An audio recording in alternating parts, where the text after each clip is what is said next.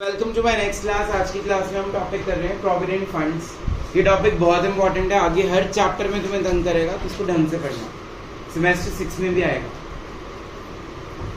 Provident fund का अभी तक सिर्फ तुम्हें मतलब नहीं पता था, शॉर्ट फॉर्म पता होती थी। जब घर में पेरेंट्स बात करते हैं हमारा पीएफ इतना कटता है, पीएफ का मतलब होता है बेसिकली प्रोविडेंट फंड। इसको हम ग्रॉस प्रोविडेंट फंड भी बोलते हैं, ठीक है, जीपीएफ नॉर्मल लैंग्वेज में। But as a student of tax and commerce, you should know the various types of provident funds. 4 तरह का होता है। पहला recognized, दूसरा statutory, तीसरा public provident fund और चौथा unrecognized provident fund. So let's start the topic. Page number 1.138. Provident funds to encourage savings for the social security of employees. हमने national income में भी पढ़ा था employers contribution towards social security schemes. तो यही होता था, जब एक एम्प्लॉयर अपनी एम्प्लॉय की सैलरी से कुछ पैसा काटता है। मान लो तुषार की सैलरी में से मैंने हर महीने 2000 काट दिए, साल की उसकी सेविंग कितनी इकट्ठी हो गई? 24,000। अब उसने मान लो 40 साल जॉब करनी है मेरे पास, तो इंटू 40 कर दो, वो पैसा मेरे पास सेव हो गया। क्यों मैंने सेव किया? ताकि उसकी ओल्ड एज अच्छी जाए, ठीक है। उस टाइम पे जब वो जॉब छोड़ेगा,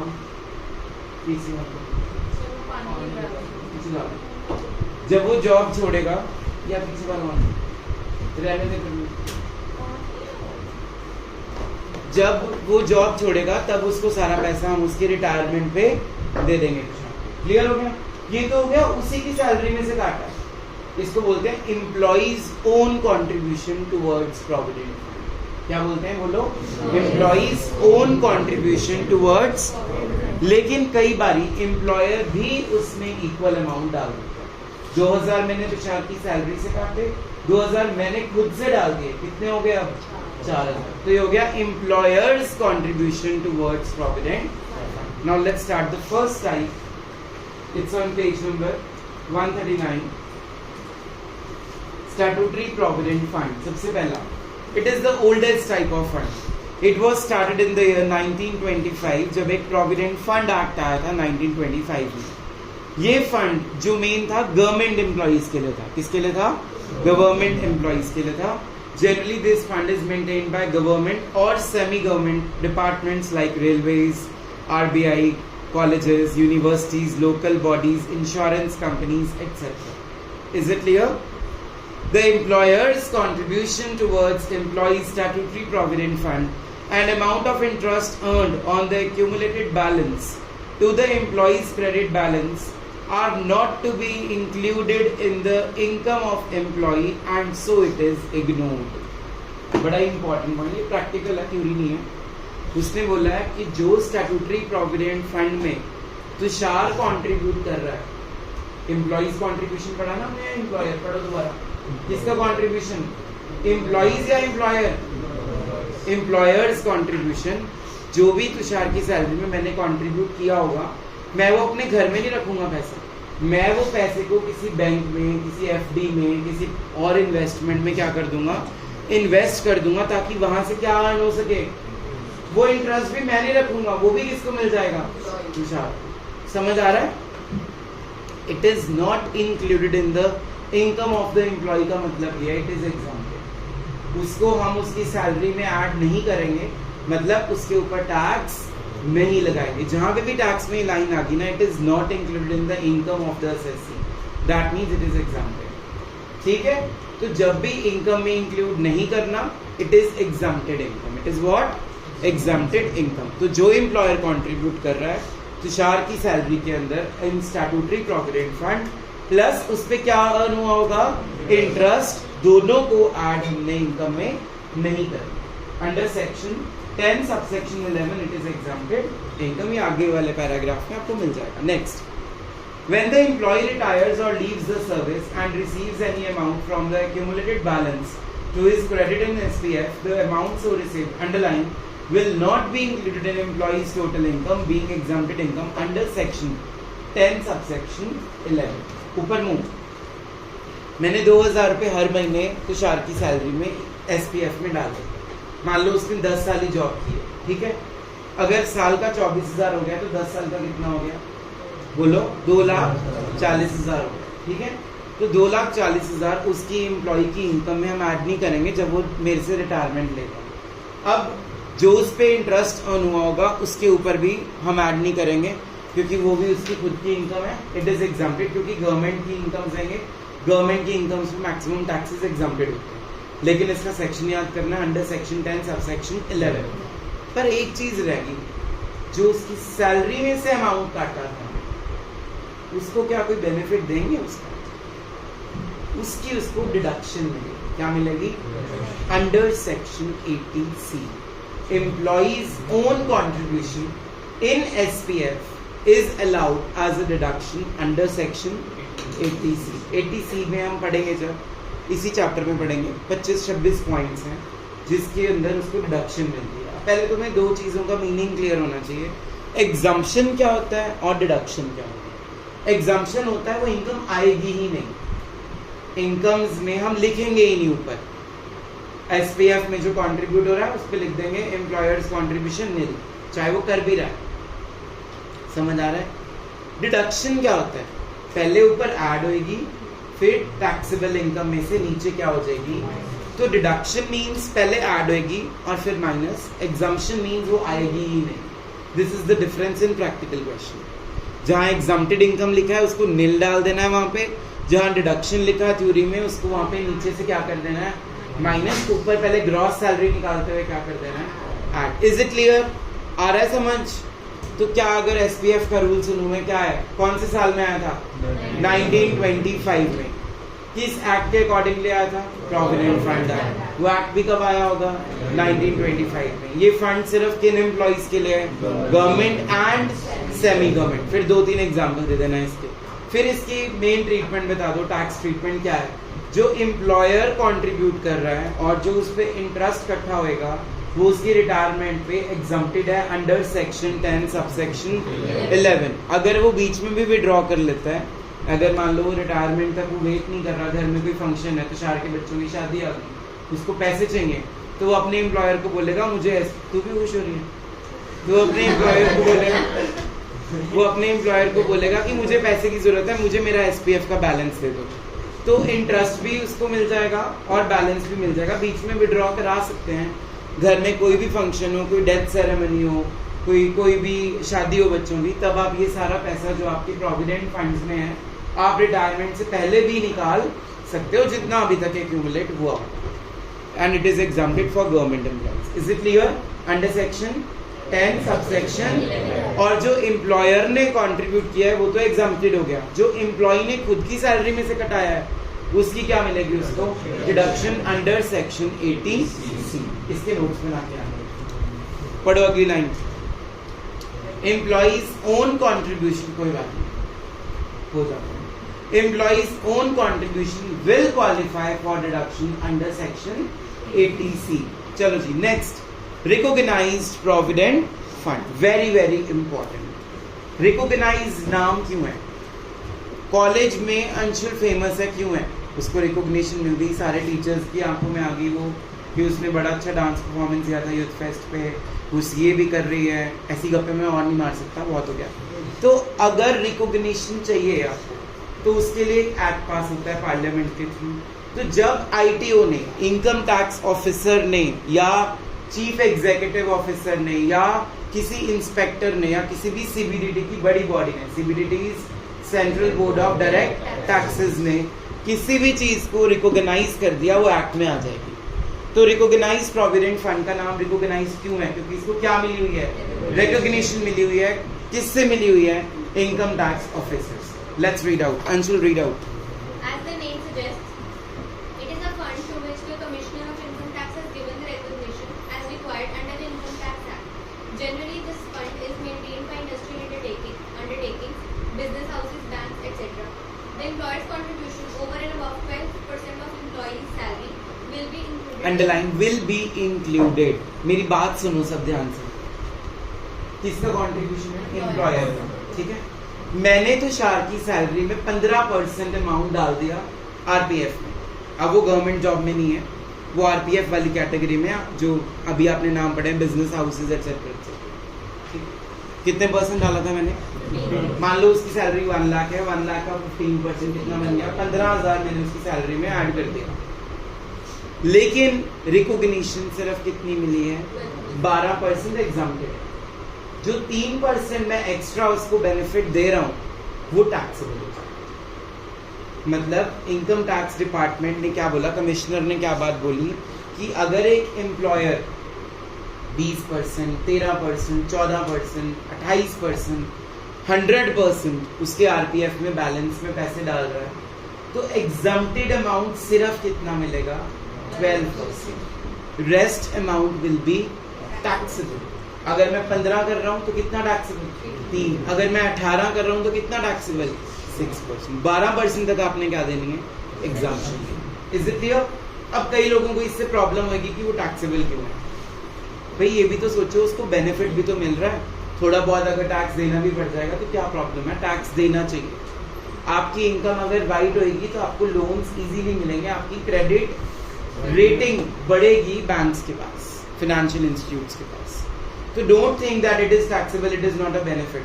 अब मान लो वो 3% बन रहा है 3,000 और उस पर टैक्स बन रहा है अगर 200 रुपए, तो फिर भी तुषार को बेनिफिट कितना मिला है?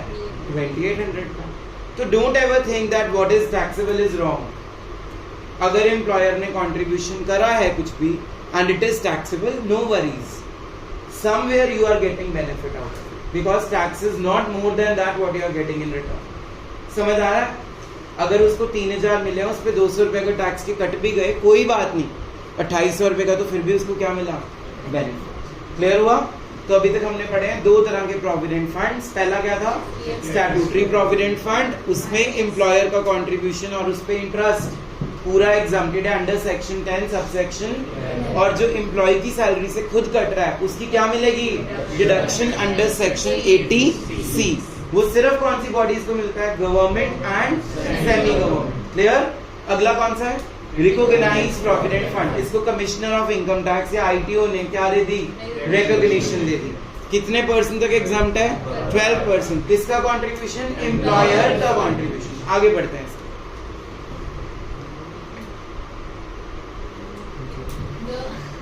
The employee's contribution towards this fund will fully qualify for deduction under section 8. Same rule as SPF. जो तुषार की सैलरी में से पैसा कटा था उसकी क्या मिल जाएगी उसको? Deduction under section 80। और डिडक्शन का मतलब मैंने बता दिया, पहले ऊपर ऐड होगा, नीचे क्या हो जाएगा? माइनस। अगला रूल इसका क्या है? पढ़ो जी। Interest on provident fund credit balance up to prescribed rate 9.5% is exempted, but interest credited over and above such rate is deemed to be employee's salary income and is included in salary income of that previous year.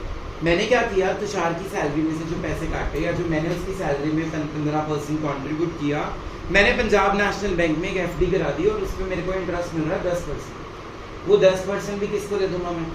Tushar को। मैंने नहीं रखना उसका पैसा, ठीक है। लेकिन तुषार की सैलरी में उस इंटरेस्ट का रेट कितना एग्जाम्प्टेड किया इनकम टैक्स ने? 9.5%। तो जो 0.5% है उस पर तुषार को क्या देना पड़ेगा? थोड़ा सा टैक्स। क्लियर हुआ? अगर मुझे इंटरेस्ट मिल रहा है 8% तो पूरा का पूरा इंटरेस्ट क्या हो जाएगा? एग्जाम्प्टेड, क्योंकि वो 9.5% की लिमिट से क्या हो गया? नीचे हो गया। समझ आ गया? This is the rule of recognized provident fund. Third type पे आ जाओ, अनरिकॉग्नाइज्ड प्रोविडेंट फंड। चलो you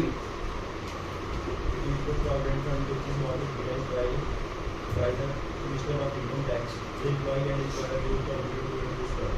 The employee's contribution is added in his salary if net salary or salary after deduction of salary of his given, and he will not be allowed any deduction under section 80C regarding this contribution while computing the total income of employee. The employer's contribution and interest on accumulated credit balance of the fund are not to be included in employee's salary income from year to year. The payment received out of this fund is taxable so far it represents. Correction करो, अ payment को लिखो any payment.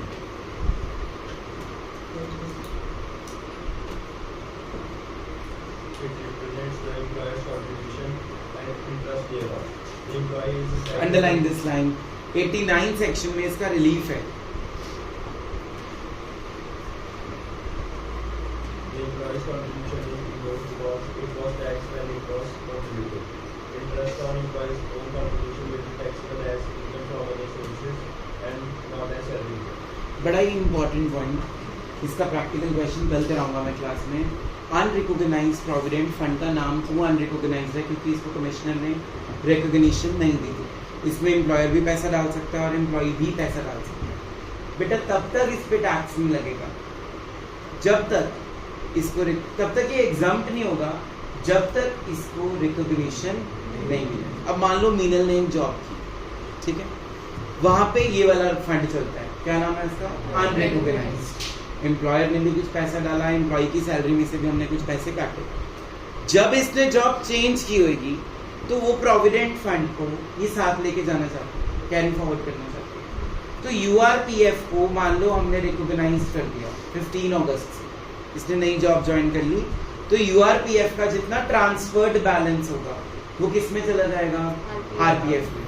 तब हम कैसे tax निकालेंगे ये हम practically कल करेंगे। अब इसके रूल्स एक बारी ध्यान से सुन लो, क्या रूल्स हैं इसके। रूल नंबर 1, यूआरपीएफ कभी भी एग्जाम्प्टेड नहीं होगा क्योंकि इसको रिकॉग्निशन नहीं मिली, ये taxable, it is fully taxable. ये हमने पढ़ा भी है अभी point. Any payment received out of this fund is taxable so far it represents employer's contribution and interest there. ये लाइन अंडरलाइन है कि यूआरपीएफ इज टैक्सेबल। इतना क्लियर हो गया? आगे पढ़ते हैं। यूआरपीएफ को आप ऐड बैक करोगे सैलरी में। अगर आपको क्वेश्चन में वर्ड क्या दे दिया, नेट सैलरी, या वर्ड दे दिया after deduction of URPF, practical बता रहा हूं मैं तुम्हें। अगर आपको क्वेश्चन में दे दिया नेट सैलरी वर्ड, तुम्हें नेट सैलरी गिवन है, मतलब उसमें से ऑलरेडी फंड का बैलेंस क्या हुआ है गुरलीन? माइनस, हमने बिफोर पे जाना है, क्या कर देंगे उसको? ऐड कर। Underline this practical portion. If net salary और salary after deduction is given, the employer's contribution is added in the salary. मिल गया? मिल गया तुम्हें? नेक्स्ट, उसके बाद वो कह रहा है एम्प्लॉय को तो कोई फायदा ही नहीं हुआ। एक तो उसने बेचारे ने अपनी सैलरी में से पैसे कटवाए, फिर उस पे वो टैक्स भी दे रहा है, कोई फायदा नहीं हुआ, तो इनकम टैक्स में थोड़ा सा कर्ज खाया है। अंडर सेक्शन 89 सबसेक्शन 1 वो एम्प्लॉय को क्या दे देते हैं? थोड़ा सा रिलीफ। वो हम पढ़ेंगे सेमेस्टर 6 में। रिलीफ अभी नहीं पढ़ेंगे, कब पढ़ेंगे? सेमेस्टर नंबर 6 में। सेक्शन याद कर लो, क्या सेक्शन है रिलीफ का? 89 सबसेक्शन 1। इतना क्लियर? अब पढ़ते हैं नीचे वाला रूल, सबसे main. Interest on employees, last line, interest on employees own contribution, जितना वो अपनी सैलरी में से काट के कंट्रीब्यूट करता है, जब वो उसको मिलेगा सारा का सारा बैलेंस, मान लो मीनल ने जॉब चेंज नहीं की, वो आरपीएफ में नहीं गई, वो यूआरपीएफ में ही रहेगी सारी उम्र, तो जब उसको वो पैसे मिलेंगे वो टैक्सेबल होंगे, बट सैलरीज में नहीं। कौन से हेड में? Income from other sources. पर अगर वो यूआरपीएफ को ले जाती है किसमें? आरपीएफ में, तब उसको बेनिफिट मिल जाएगा। वो हम करेंगे कल, ठीक है? इसका प्रैक्टिकल कल कराऊंगा। लास्ट तरह का provident fund is public provident fund. मैंने बीच में ट्रांसफर बैलेंस छोड़ दिया because it is practical to be done tomorrow. Okay, public provident fund is very very important. ये तुम लोगों को नहीं पता होगा। अपने पेरेंट्स को गाइड करना, जो सेल्फ डिपेंडेंट है वो भी प्रोविडेंट फंड में कंट्रीब्यूट कर सकते हैं। ये फंड उन लोगों के लिए बनाया गया जो सेल्फ डिपेंडेंट है, जो अपना खुद का बिजनेस करते हैं। करें स्टार्ट?